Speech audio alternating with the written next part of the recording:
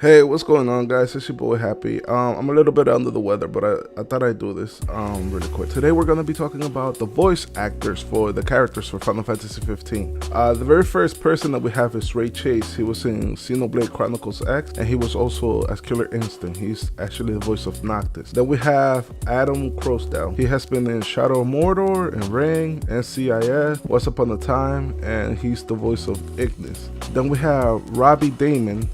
You may recognize him from Sailor Moon, Teenage Mutant Ninja Turtles, Mutants in Manhattan, and he's the voice of Prompto. Then Chris Parson, a lot of people know Chris Parson. He has been in Overwatch and Assassin's Creed Revelations, and Rango, he's actually the voice of Gladio. Then we have Jim Perry. I'm not too familiar with him, but he has been in Mirror's Edge Catalyst and The Penguins of Madagascar. He is the voice of King Regis. Then we have Amy Shields. She has been in Twin Peaks, the remake, and Call of Duty Black Ops, which I've played, but I don't really recognize her.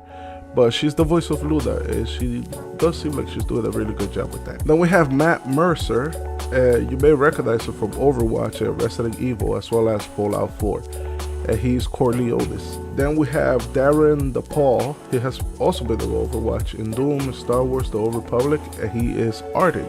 And finally, we have Carrie Walgren.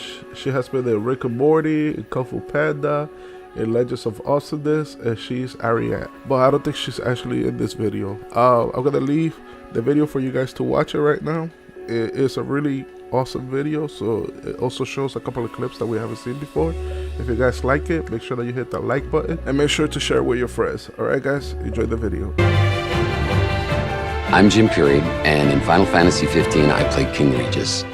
You have no cause for concern. Nor do you. Take heed. Once you set forth, you cannot turn back. King Regis is a very wise, loyal, courageous ruler, and he has to make some tough decisions. What stood out about him to me was his love for his family, his willingness to protect his people. My name is Ray Chase, and I play Noctis Lucis Calum in Final Fantasy 15. Don't know about you, but I'm ready as I'll ever be. What's interesting about Noctis is he's not your average, ordinary prince who goes on to try to save the world. He definitely doesn't go into it because he wants to. He's going into it because all of this is forced upon him out of nowhere. Over the course of the game, he learns what it means to be a hero. He learns humanity through the course of this game. And he loses a lot, too. I'd like to be alone right now. Give me some space. I'm sorry for intruding on Nocta time. Well, I'll head back then. Night. My name's Robbie Damon, and I play Prompto in Final Fantasy 15. Well, when I first read for Prompto, immediately I recognized his archetype from Final Fantasy series, but I didn't want to play him as just straight comedy relief.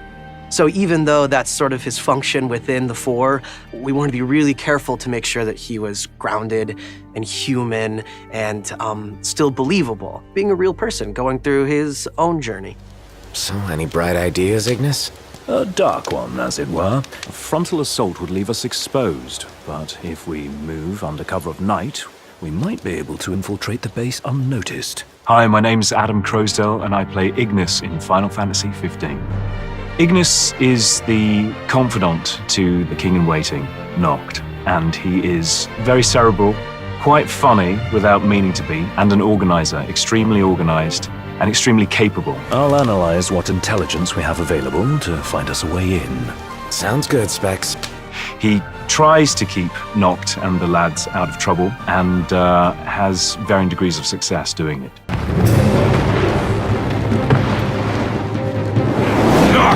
I gotcha! Pull yourself up! My name's Chris Parson, and in Final Fantasy 15, I play Gladio.